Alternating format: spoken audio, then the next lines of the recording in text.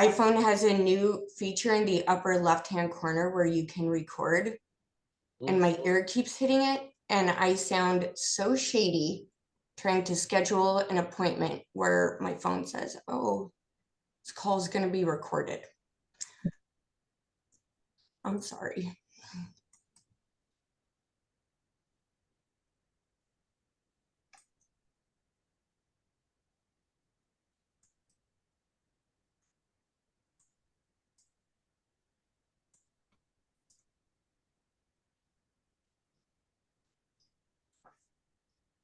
So good to see everybody today. We'll give everybody one more minute.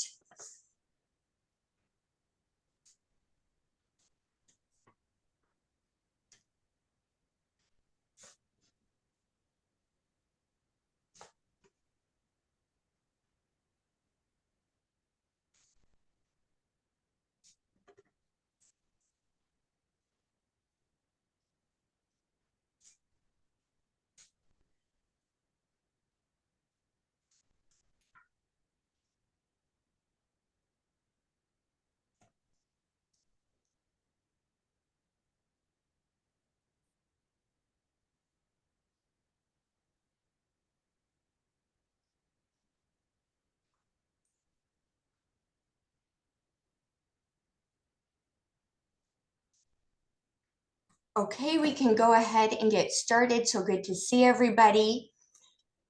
I outdid myself with the monthly joke. Everybody take a little look. Why was Pavlov's hair so soft? Because he conditioned it. This joke is going to make you the most popular person at every conference. So thank you all for joining the SLC6A1 Connect call today. We are so thankful to have everybody on our team and how quickly it's growing. I said this last month, but we could have a team of 20 people right now and still be understaffed. And we're all just moms doing this, momming during the day, working and doing this at night and during all of our free time. And I think that really shows through to our mission. We exist for one purpose and one purpose alone. We are gonna cure SLC6A1 along with all of you. So some exciting things. We have our pictures back from the symposium. I'm going to put the link to the pictures in the chat. There were some really good ones. We have hundreds and hundreds of pictures. I sent out some of the pictures to people individually, but I was just telling Mike and Henry, there are Instagram worthy pictures in here. You need to download these for your social to keep influencing in science. We have new research out over the month. We have another article on phenylbutyrate from Katie Kang's lab. Oh shoot, it looks like you need permission to access the pictures. I will do that in 1 second. I apologize for that.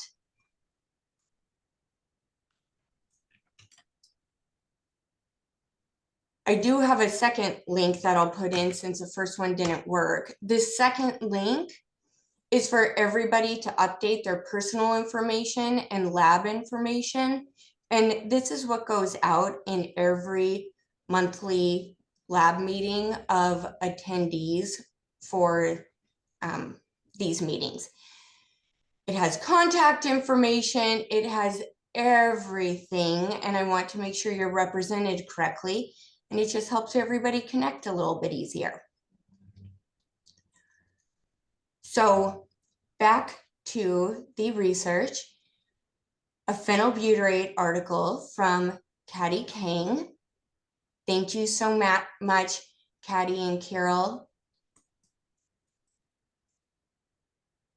Then a clinical team in France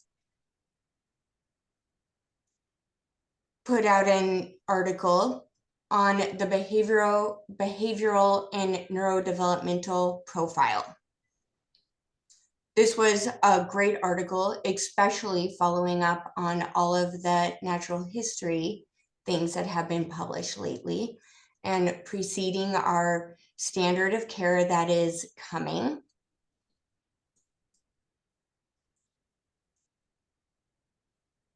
Next, we have an article about our Drosophila models, and we actually have somebody updating everybody today about that work.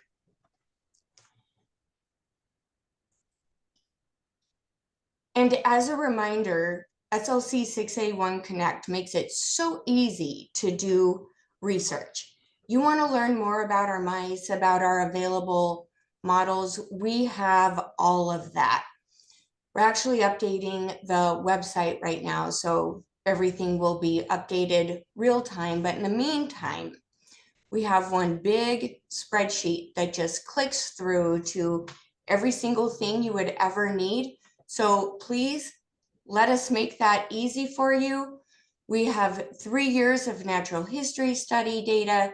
We have so many iPSCs. You want a mouse? We got one for the occasion. If it were allowed, we would give them out as pets, but it turns out there are rules against that sort of thing. And if you're thinking about collaborating on a drug, a trial of any kind, we have centers of excellence across the US that are ready to go. For lab meetings for the rest of the year, we're going to see how many introductions we get through today.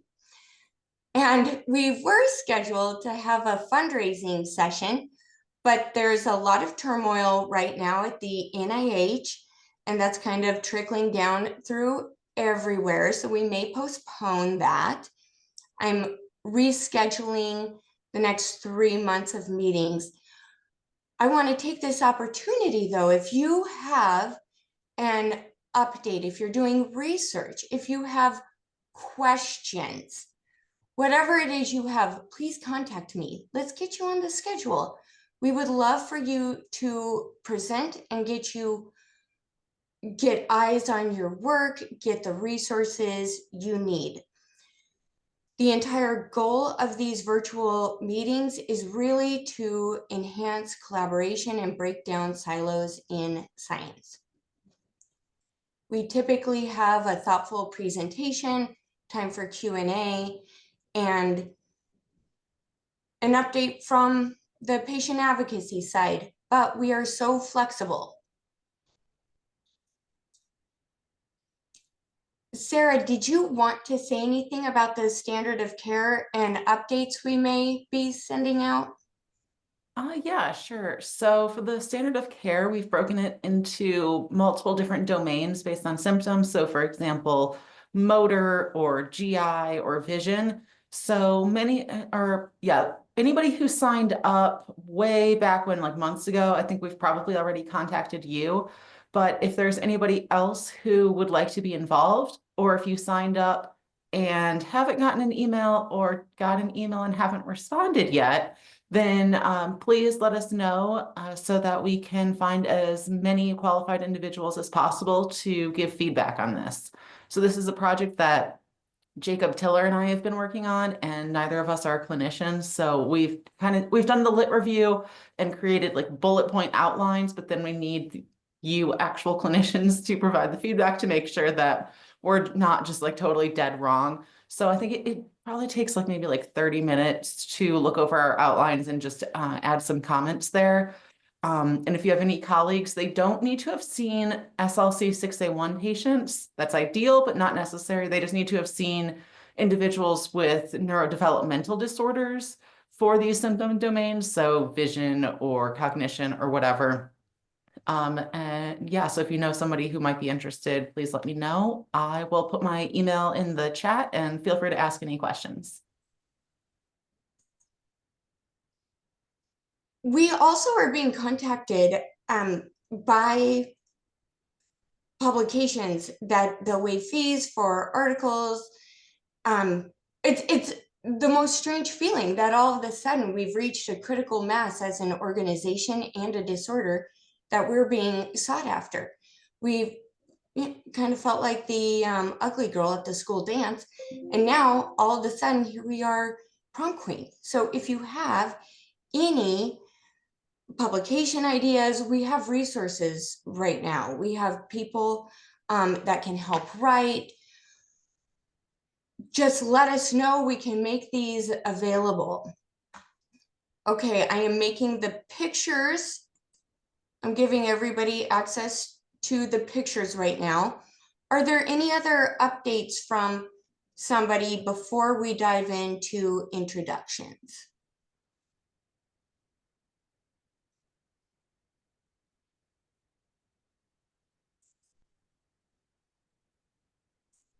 Okay, nothing else. So today's meeting is all introductions. Everybody has an opportunity to speak and present for 5 minutes. If you have slides, great, we can share your screen. If you don't have slides and just want to talk, that's great, or nothing at all, that is fine too. And whoever would like to go first, please put it in, please message me, or I will just choose somebody. Actually, we're gonna start with Sandy introducing herself from SLC6A1 so that you know her. Hi, everyone. I'm Sandy McEntee. My daughter, Katrina, has SLC6A1. She was diagnosed in 2020 when she was 13 years old. She just turned 17 in September. She's on the more severe end of the spectrum with some pretty intense behavior issues. Her seizures are controlled by Keppra right now. We've been trying to get her on Ravicti for the last 3 years with no luck, but she's taking Butyrate, and we're still not sure about the dosing, but it's not, as far as we know, having any harmful effects. I help Amber with our patient data, getting people signed up on registries, miscellaneous projects that she has going on. My fingers are in a lot of the pies. And I would just like to reiterate, poor Kat, I'm gonna have Sandy talk a little bit more about her at a future lab meeting. But she lives away from the family. She has to be restrained nearly daily. Like, this girl just breaks my heart. Next up is Dr. Paul Wayne. Hi, everybody. Are my mic and video on? Great. I have a very short slide deck, which I will share. Just introducing the Simons Foundation. Hopefully you're seeing that now.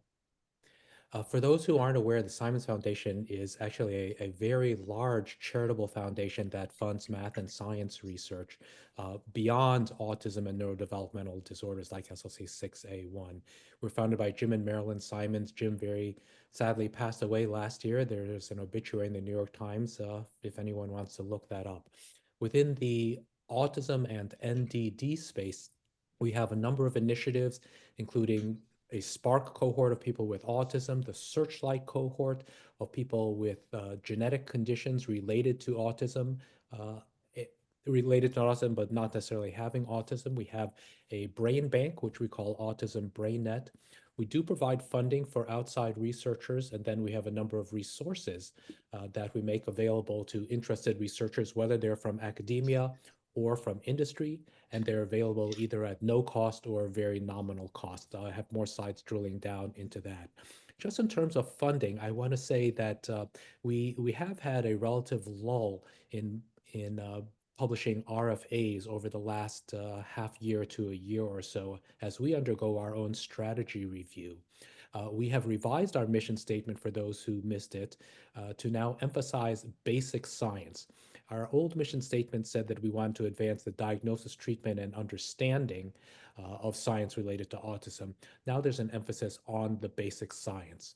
Another thing that's coming through in our strategy review, although there's no concrete decisions on RFAs at this point, but what is coming through the strategy review is that we're probably going to have a larger emphasis on larger scale collaborations. So relatively fewer of the single PI projects will get funded, and possibly we'll be having more RFAs for larger collaborations. So please talk amongst yourselves and figure out how you're going to collaborate. In terms of SLC6A1, in our Searchlight initiative, over 200 people have signed up. We have genetic lab reports from 184, and we have at least some phenotypic data from 137 people plus. 35 people have also donated blood samples, which we have done various things with. The landscape of genetic variants across those 200 plus people is very large. I won't dwell on this slide and talk through it, but you know, of course, better than I do about how many, about the variant landscape for SLC6A1. The phenotypic information we collect is summarized on this table. And I'll just say briefly, much of this stuff is stuff you will not find in the electronic health record because, of course, doctors don't always collect a child behavior checklist, social responsiveness scale, quality of life, and sleep measures, that's standardized measures like this on an annual basis. So EHR, of course, has enormous utility when you're looking at medications and seizure history and stuff like that, the stuff you can get from Citizen through Citizen.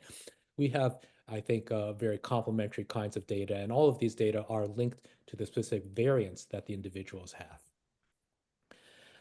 From those blood donations, we have been creating stem cell lines. We have whole blood DNA available for researchers as well. And on this slide is just showing the specific stem cell lines that we have. The table on top showing 4 different lines are currently available. In the bottom table, you see the middle line, it says in expansion, the bottom line in monoclonalization. The first line looks like that's not going to succeed, actually. So unfortunately, we won't have that line. If there are other lines that you're interested in that are not shown on this table, please contact us and we will definitely consider the possibility of making those new lines. I also want to just mention the Research Match platform, which is a recruitment support platform. So we can help researchers recruit from the SLC6A1 population. We do all the grunt work, like sending out the emails, making a click through to further information, sending on the contact information to the researchers. That's available. This kind of support is available by application as long as you have IRB approval for it. And I'll just end here with my email for any further information.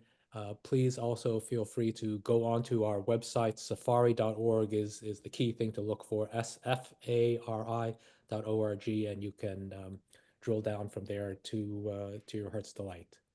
That's all I got. Happy to answer any questions.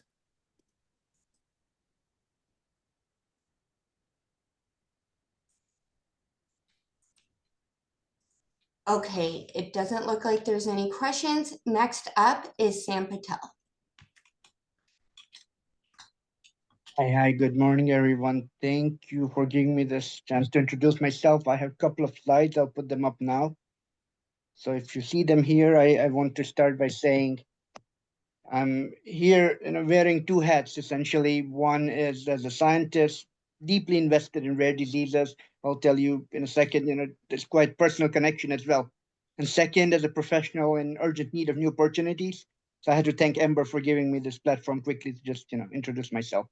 So with the SLC1 Connect and one other disease advocacy group that they just started, DNM1L1.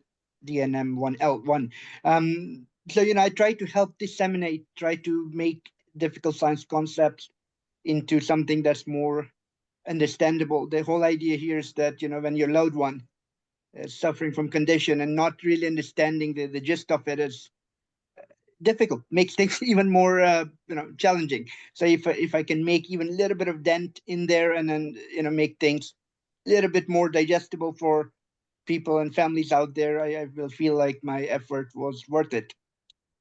So here's an example of two blog entries that I wrote. There's a couple more coming up. There'll be a few more for Rare Disease Month. And I had to thank Sandy for, I'm good at writing, but she does the rest of the IT work to put it up on. So thank you, Sandy. Next slide here I have. So personal connection, right? I don't need to go through all the details, but suffice it to say that I was born premature and still to this day, 4 decade of life starting soon. Issues every now and then. So I've seen how firsthand how it affects. I have difficulties to navigate healthcare system, but beyond that, I really feel the cost, the mental cost of families and friends around. I mean, I was talking to Amber the other day, Maxwell, and all of the kids, right? It's difficult to see your kids go through, but I feel kids, more energetic, they'll recover, but the cost to the family, I think is even more. And given the fact that I've seen it, it's just, both myself, my family. So I feel like it deepens the overall want to help. So that is what I'm trying to do here with a little bit of science out there.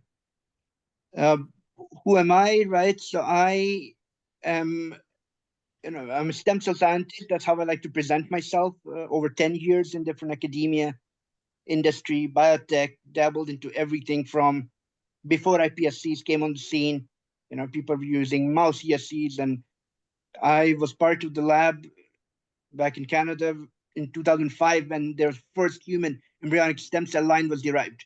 So I've been involved in the field, for a long time. So my work has spanned, say, again, iPSC, large genetic modification, then CRISPR-Cas9 came on the scene, and with particular emphasis on neurological and muscular disorders, including, both ASD-like disorders. So you see, those neuron cells derived from iPSCs, and also muscular, neuromuscular issues. So you see some cardiomyocyte here that I made, way back. And I'm just want to say here, not only a nerdy scientist, but there's more to me.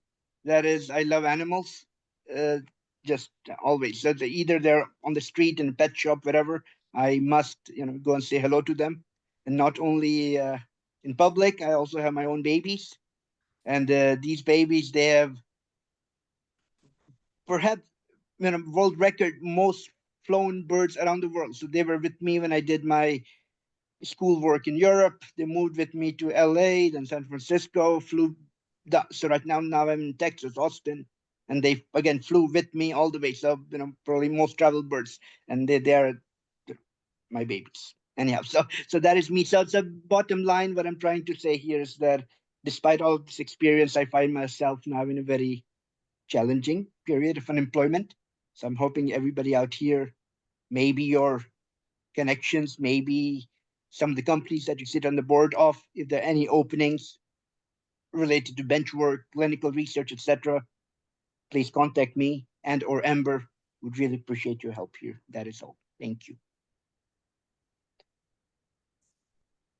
Sam has been so good to us. If you're looking for help, Sam, are you open to relocation? Yes, I mean, ideally not, but I mean, at this point, if there's a good project, people and team, definitely totally open. Yes. Okay, great. Thank you again. Paige Hall. Uh, Oh, do anybody have questions? I'm so sorry, Sam. I asked my question and moved on. it's all good. Thank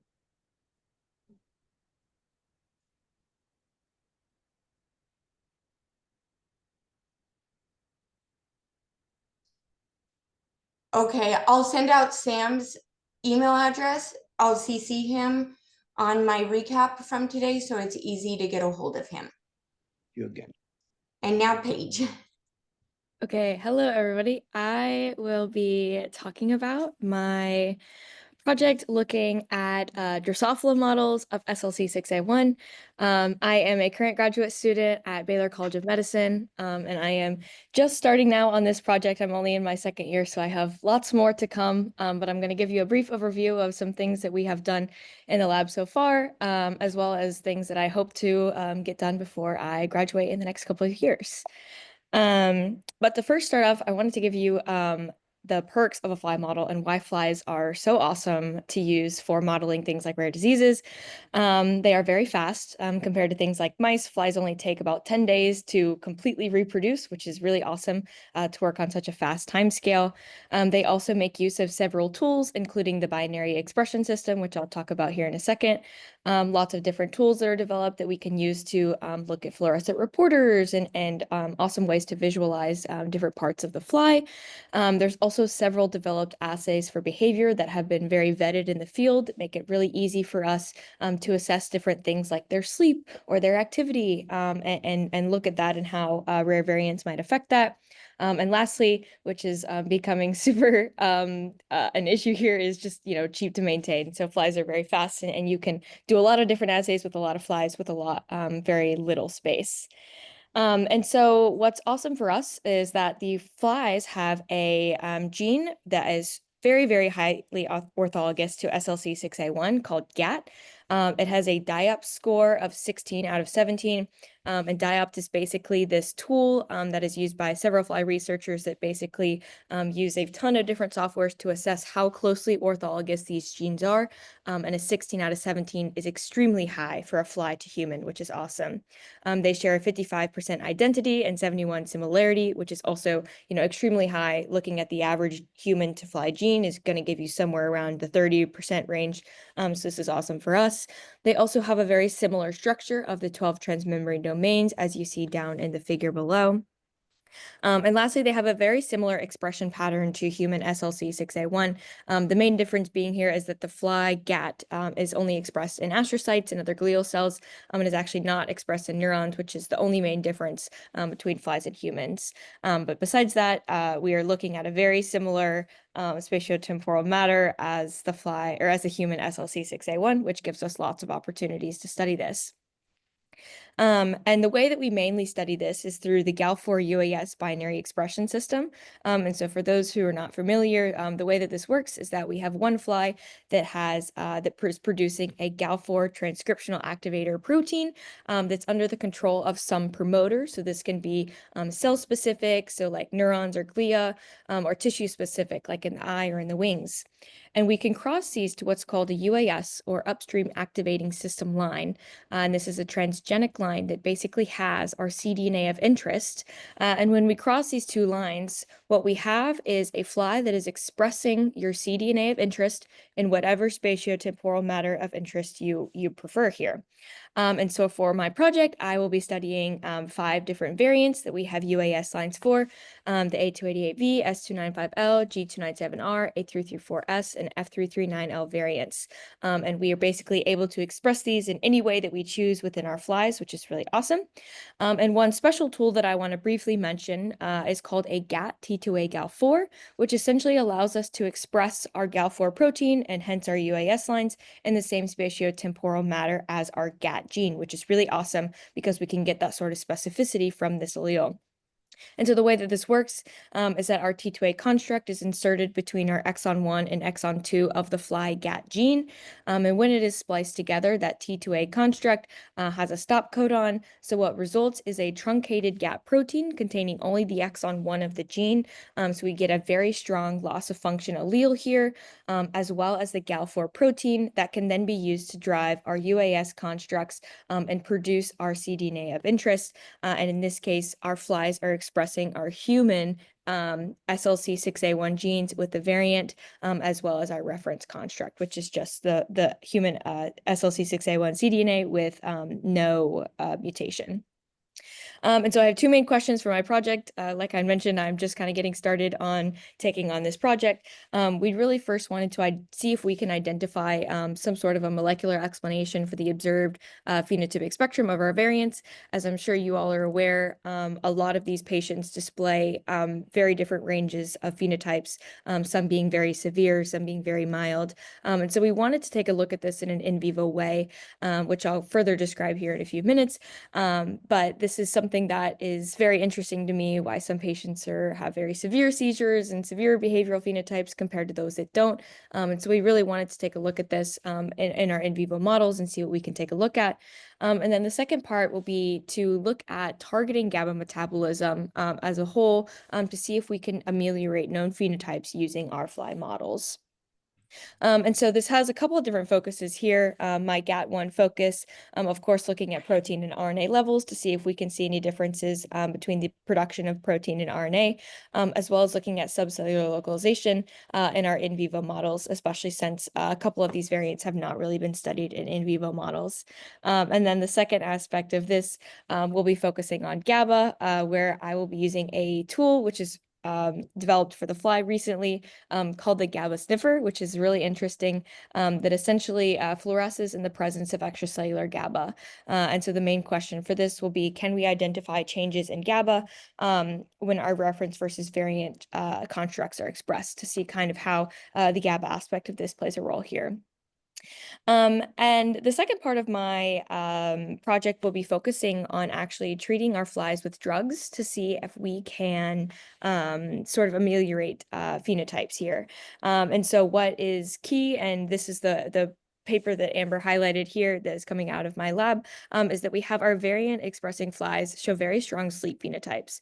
And so as I'm sure you all are familiar, GABA is highly regulates sleep and behaviors in both flies and humans. And so we can use sleep as very sensitive readouts to different changes in levels of GABA. And so what we have identified here is that our flies exhibit a significantly reduced sleep latency. Our variant flies do. So what that basically means is that when the lights go out, these flies fall asleep really fast. And so what you see here is a significantly reduced sleep latency, likely due to an increase in the amount of GABA present within the extracellular space.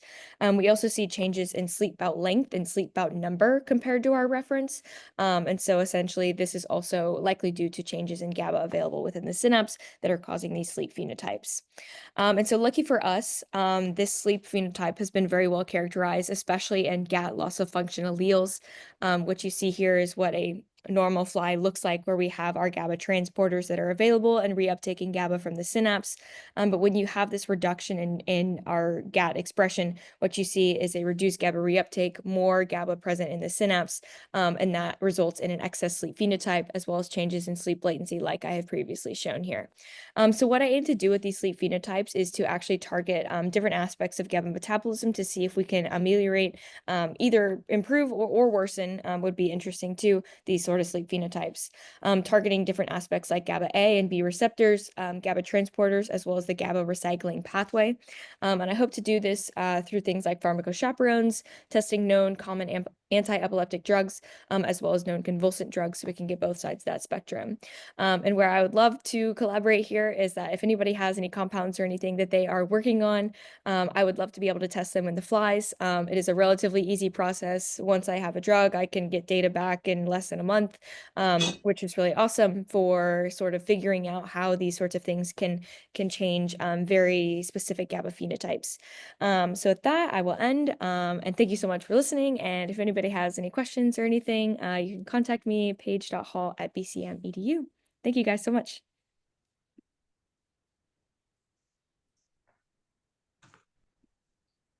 Wonderful. Does anybody have questions?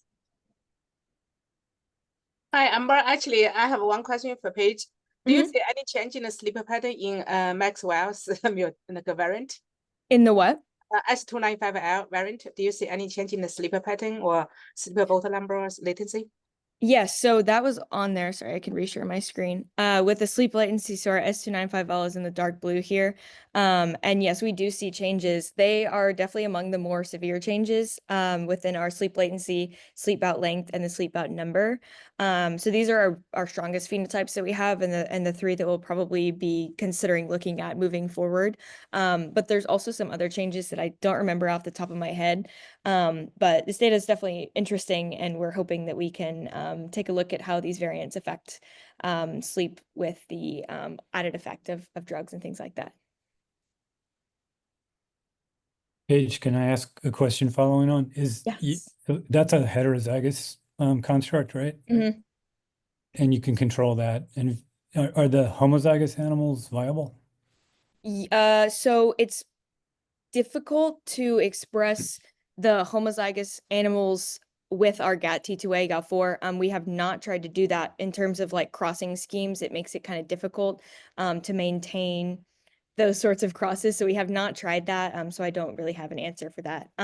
What we do know is that our T2A line, which is a strong loss of function allele over a deficiency line, is viable. So we have been able to test those, and I'm in the process of doing some further analysis on those flies at the moment to see what our total GAT loss of function looks like. And I'm also in the process of doing some further rescue experiments to see what those look like in terms of things like bang sensitivity as well as with our sleep. Thanks. Mm-hmm.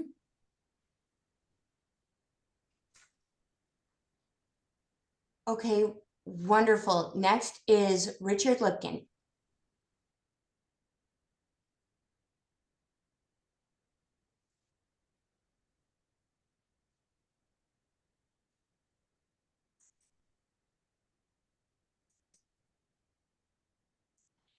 Okay, Rick, we'll let you get signed up, and I'm checking my text. Caddy. Oh, okay. Yeah. Hello, everyone. I have good news. Just found out our paper for phenobutyrated restored GABA uptake mitigated seizures in SLC6A1 and SLC6A11 microdeletion 3P syndrome from cellular models to human patient is online today. So yeah, I'm going to put it in the chat. Okay. So very happy for that. I'm going to send it to you. So yeah. So my lab study GABA A receptor, GABA transporter. Now we have a just add on GABA B receptor. So we try to understand how GABA neurotransmitter receptor transporter, how this work in orchestra. If you have mutation in SLC, including GABA transporter, and how this affect GABA transporter itself, and also GABA A receptor. And how this work together, and we try to identify best treatment for kids suffer from those mutations. GABA transporter included by SLC6A definitely is like a top priority.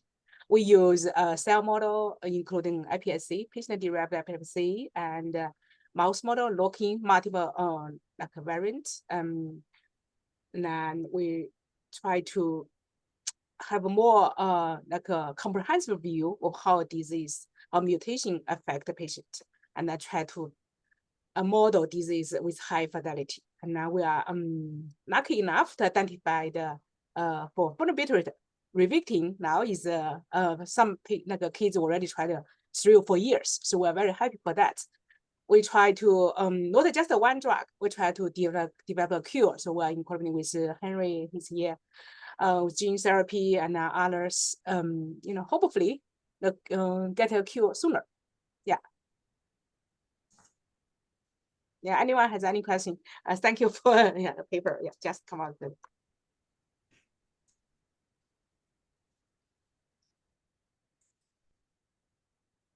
Awesome. Okay, we're going to have Carol, then Mike Kavanaugh, or no, Carol, then Rick Lipkin, then Mike Kavanaugh.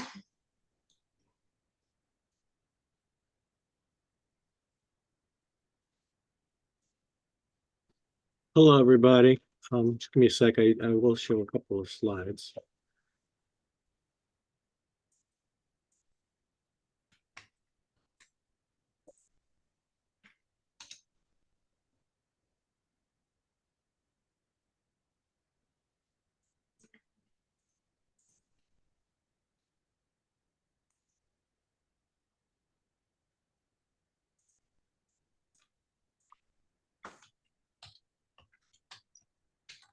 You guys can see it well? Okay, so I'm a postdoctoral fellow, work with Caddy, and I mainly focus on electrophysiology as a technique in the lab.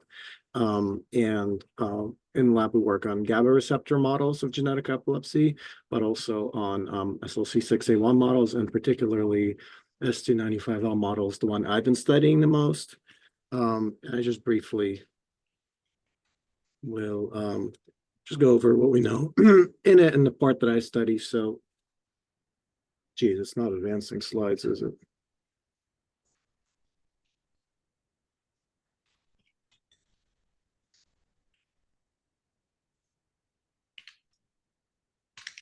I'm sorry.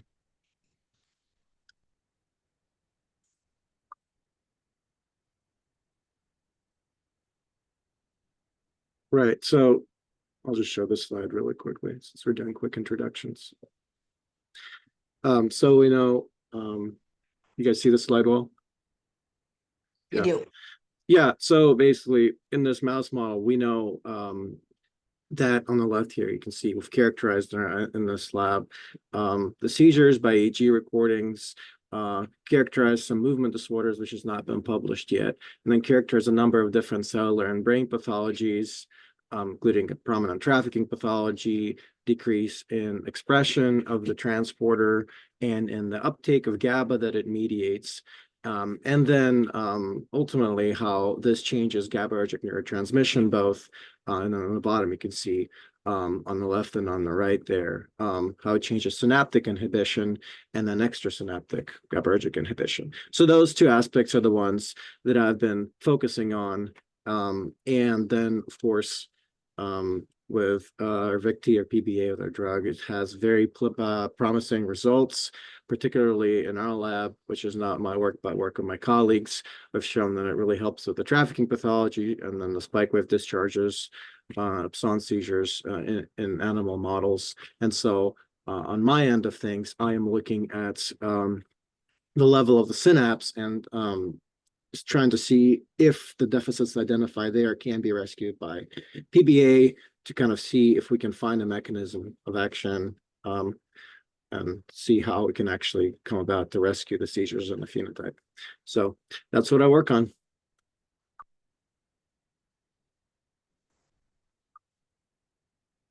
Wonderful. Any questions?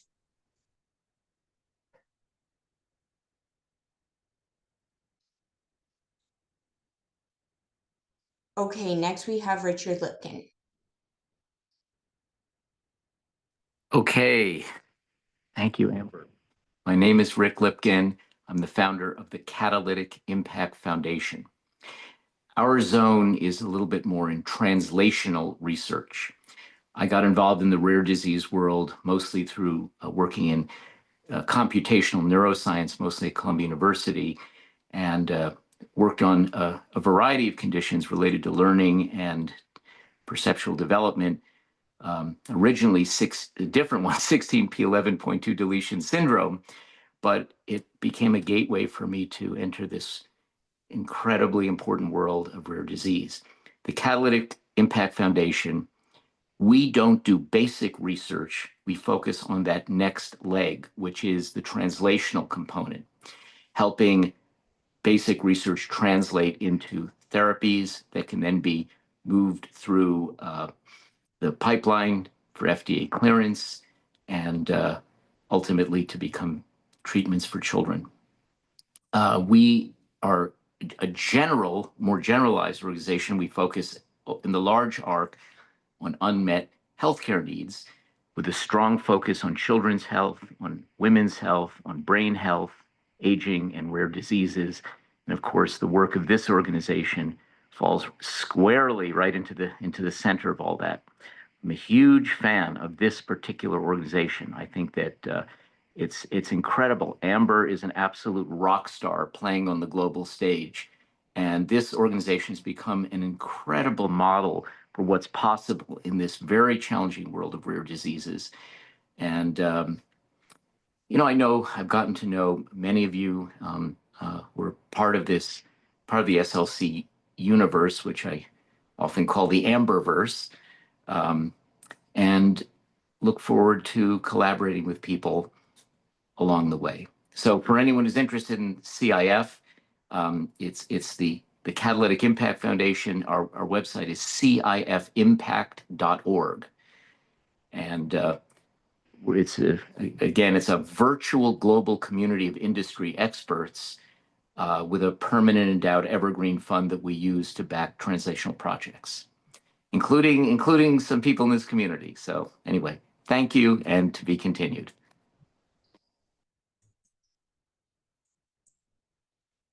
Wonderful. Any questions? And thank you for the kind words, Rick. We appreciate them.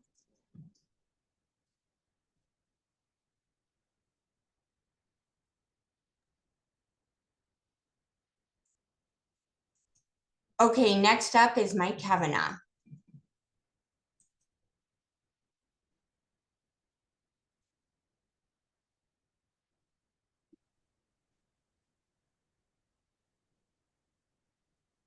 I'm just gonna pull up a couple of slides to show really quickly.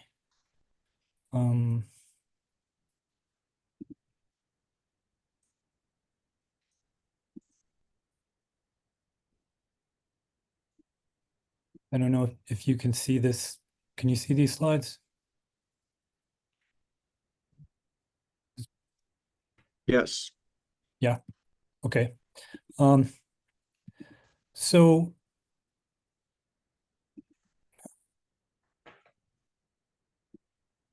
sorry. Okay, I'm just gonna show you a couple of slides. First of all, to introduce myself, I know many of you already, and I think we've had a great set of collaborations within the organization, as Rick mentioned. My lab has been studying SLC transporters for a number of years, and including the GABA transporters. And we began to work on the SLC6A1 mutations a couple of years ago. And I just wanted to show you a couple of salient slides showing some results that relate to what we found in this loss of function mutation S295L that Maxwell carries. And what you can see in this first slide is a mouse that comparing either wild type heterozygous or homozygous mutant mice. You can see the total brain GABA transport is reduced in a kind of a stepwise function going from heterozygous to homozygous animals.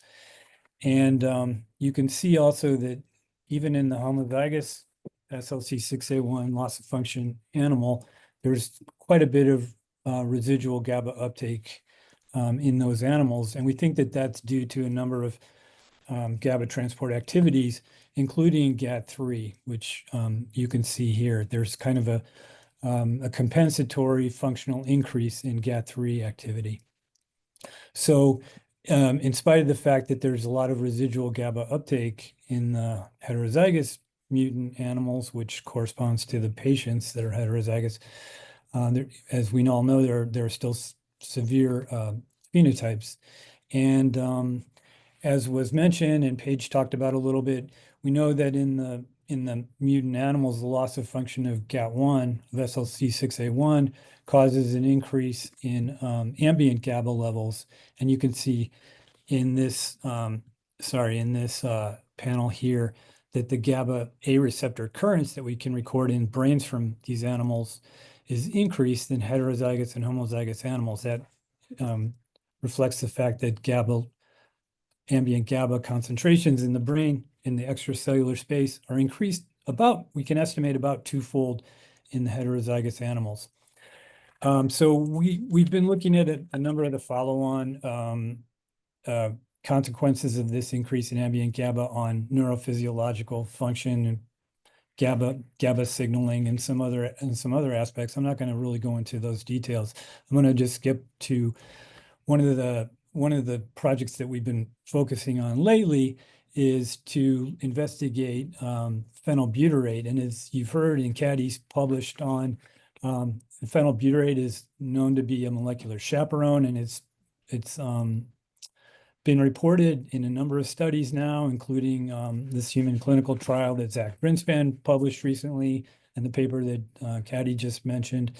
phenylbutyrate can improve clinical symptoms and clinical signs. And so what we found was kind of a surprising result, which is shown here, that if we look at the action of phenylbutyrate on GABA transporter currents, you can see that when GABA is applied to, here in this case, a xenopus oocyte expressing GAT1, wild type GAT1, you can see this downward deflection that represents an inward movement of GABA along with sodium into the cell. And you can see that when you co-apply phenylbutyrate with GABA, there's an increase in that current. And that is accompanied by an increase in radioactive GABA uptake as well. So what this shows us is that in addition to its actions as a molecular chaperone, phenylbutyrate can also act as a direct allosteric activator of GABA uptake. So it kind of thickens the plot a bit about the potential mechanisms by which phenylbutyrate might be helping patients with SLC6A1 loss of function mutations. And I'm not going to show you, just want to show you some brief highlights. We've done a lot of work to look at analogs of phenylbutyrate, and I'm just going to highlight this one here, which is butyrate itself, which is just simply the extension of off the phenyl group. And what you can see is that butyrate by itself actually increases uptake mediated by SLC6A1 in a significant fashion, over 50%, and it's greater than the increase seen induced by 4-phenylbutyrate. We looked at a number of different analogs of butyrate, these are short chain fatty acids. They're naturally occurring, and including valproate, which itself is a butyrate, is a short chain fatty acid analog. So what we're coming to the conclusion is that these fatty acids are all acting as allosteric activators of GAT1. And kind of more exciting is what we can see when we test the ability of butyrate to restore GABA uptake levels if we look over here in this panel, comparing wild type mouse brain to heterozygous mouse brain, co-incubating with butyrate allows the brain to mediate GABA uptake at a level equivalent to that seen in wild type animals.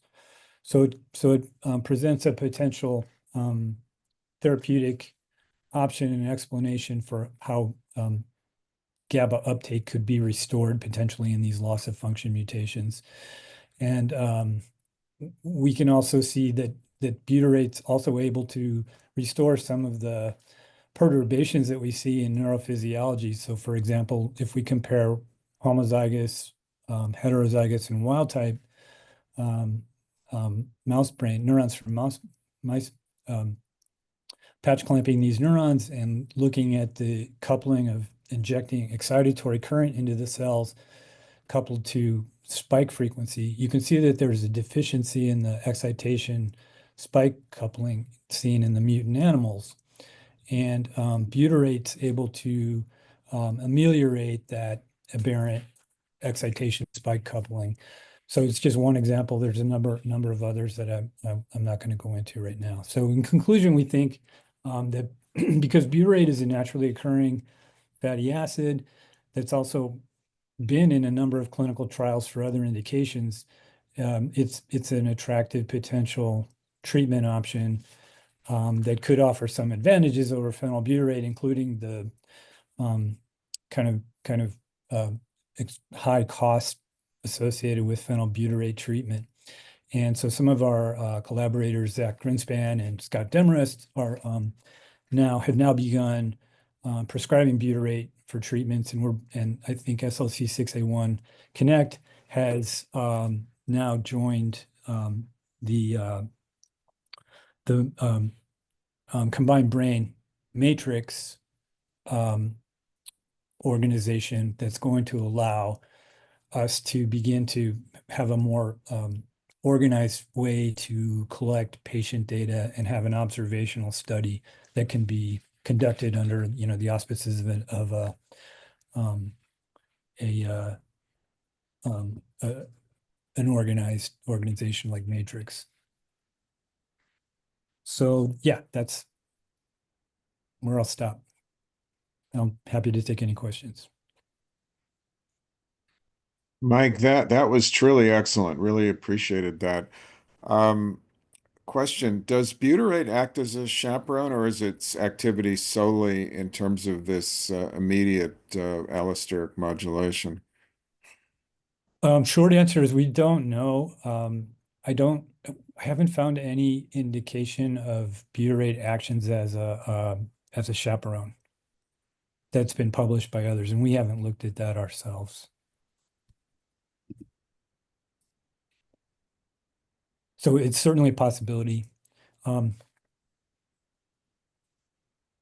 We're beginning to, now we're doing some preclinical studies with mice comparing phenylbutyrate and butyrate in actions on the behavior of the mice with S295L mutations.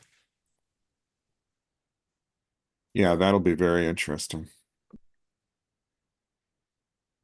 Hi, Mike. I have a question. This is Linda Hi, with Linda. H. I think that's really interesting. And I'm wondering, when you're looking at effects of butyrate in slices, what kinds of concentrations are you using? I mean, I noticed you're looking at like between 300 micromolar and 1 millimolar on the transport currents, but what do you think is an effective concentration slices? Yeah, it's a kind of complicated answer that it's a relatively low affinity interaction with the transporter. So what we're typically doing is when we're looking at output outcomes like spike coupling or GABA A receptor activity, we're using higher concentrations like 1 to 10 millimolar, which are high, but they're also it's also within the range of concentrations that can be reached in the brain with supplementation. Right. There's actually just an interesting paper that came out a couple months ago looking at the use of butyrate as a treatment for Parkinson's disease symptoms. And that group, I can send the link to Amber. That group used fairly high concentrations of butyrate, and they also showed evidence. They did a PET study and showed that it got into the brain very effectively as well. It could displace radio-labeled butyrate. Great, thank you. Okay, and our last introduction. Mike, may I ask a question if I quickly? Mike, this is a very interesting observation. I'm just thinking about like my other work on a related GABA disorder, SLC6 deficiency, where we, because of the enzyme for GABA degradation is not working. And the metabolic byproduct in that disease actually is gamma hydroxybutyrate. And I'm wondering if in your butyrate study, whether you also, whether GHB is also a class of butyrate, whether there is any interaction of GHB that might be, affecting the SLC6A1. And in that field, it has been documented a high level of GHB actually activate GABA B receptors. So I wonder if in your study, we also look at GABA B mediated signaling. Yeah, we did look at GABA B. It's GABA B activity is increased in the baseline mutant animals. We haven't looked at gamma hydroxybutyrate yet. We'd like to do that. It's interesting. It's a controlled substance, I believe. It is a heavily controlled substance because it's a date-rate drug essentially. Yeah. Yeah. So I have to renew my DEA license. And I believe there's only one pharmacy in the whole US is dispensing that. So. Yeah. But in our mice model, there are tons of GHB in that system because of the inability to digest GABA. So naturally, GHB is occurring in our mice model. Yeah, interesting. And it's an agonist for GABA B. It has been known that, yes, at a high concentration, GHB itself, the binding receptor, it has been very elusive. There's one recent study suggesting GHB binds to ChemK2 alpha. So that seems to be a molecular partner for GHB. But I'm wondering if maybe your study is very interesting because if butyrate in big class, it's a PAM for SLC or other channel. I think that's the direction that can be investigated further. Yeah, maybe we can talk offline. Sure. Thanks. Okay, actually, I think we are out of time because if we have another one, we'll have more questions. So this is introductions are gonna go into the March meeting. If you have any questions, want to connect with anybody, let me know, and all of this will be recapped in the email. If anybody has anything else to say, please do so now. And it was really great to see all of you today. Thank you. Thank you, Amber. Thank you, everyone.